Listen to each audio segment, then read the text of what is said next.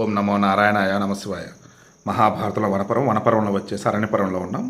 భీముడు చెప్తూ ఉన్నాడు పురుషుడి యొక్క గొప్పతనం ఏంటి అండ్ పురుషుడు చేయాల్సినవి ఏమున్నాయి అంటే పురుషార్థమని ప్రశంసిస్తూ యుధిష్ఠిరుని యుద్ధం చేయమని చెప్తున్నాడు. కంటిన్యూ చేద్దాం. రాజా, ఈ జగత్తంతా ధర్మ మూలకమైనదే. ధర్మం కంటే విశిష్టమైనది ఏదీ లేదు. మిక్కిలి ధనంతో ధర్మాచరణం చేయశక్యమవుతుంది.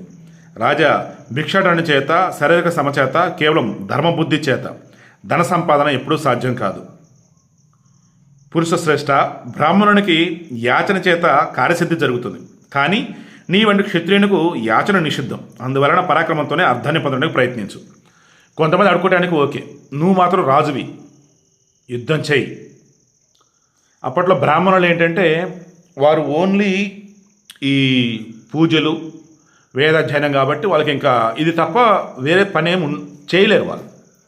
దానివల్ల భవతి భిక్షాం దేహి అని చెప్పేసి ఆశించడం కానీ, ఊరిలో ఉన్న పెద్ద మనిషో లేదా రాజు దగ్గరికి వెళ్ళిపోయి అయ్యా నాకు కష్టం ఉండే నాకు డబ్బు ఇవ్వని చెప్పి అడగటం కానీ అది పాత్ర వాళ్ళు చేయగలరు. సో వాళ్ళు ఓకే, నువ్వేంటయ్యా అంటున్నాడు. క్షత్రియునికి భిక్షావృత్తి శాస్త్రవిహితం కాదు. వైశ్యుని వలె శూద్రుని వలె జీవించడము విహితం కాదు. క్షత్రియునికి ప్రత్యేకంగా బలం ఉత్సాహం ధర్మంగా చెప్పబడింది. కుంతీనందన, స్వధర్మాన్ని ఆశ్రయించు. నీ మీదకి వచ్చిన శత్రువులను సంహరించు. నా ద్వారా అర్జునుడి ద్వారా ధాతరాష్ట్ర వనాన్ని నాశనం చేయి. అంటే ధృతరాష్ట్ర కుమారులో ఉన్న రాజ్యం ఏదో దాన్ని నాశనం చేయి. రాజ్యాన్ని కాదు, వాళ్ళని నాశనం చేసి రాజ్యం మనం తీసుకుందాం. విద్వాంసులైన మహామనీష్యులు దానశీలాన్ని ధర్మంగా చెప్పారు. అందువల్ల అట్టి దానశీలాన్ని పొందు.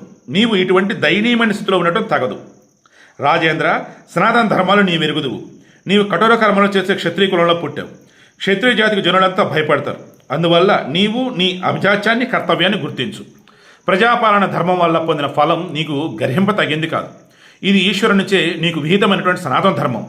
కుంతీనందన, ఈ ధర్మం నుండి తప్పుకొనడం వల్ల లోకంలో అపహాస్యం పాలవుతాం. మానవులకు స్వధర్మాన్ని విడవడం ప్రశంసింప తగినది కాదు. కురునందన, హృదయాన్ని క్షత్రియోచితమైనటువంటి ఉత్సాహంతో కలిపి ఈ శిథిలమైన మనస్సును విడిచిపెట్టు.